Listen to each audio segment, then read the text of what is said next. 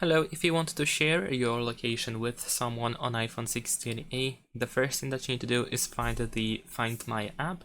You can find it by default in the home screen, but you can also use, for example, the app library in order to find the app. Once you go over here, if you see this option to enable notifications, you don't have to really agree to that. You can select Not Now. And there we go. Now in the bottom right corner, make sure to select People, and then you can press Start Sharing Location. And then you can search in your contacts who do you want to include on this list, who you want to share the location with.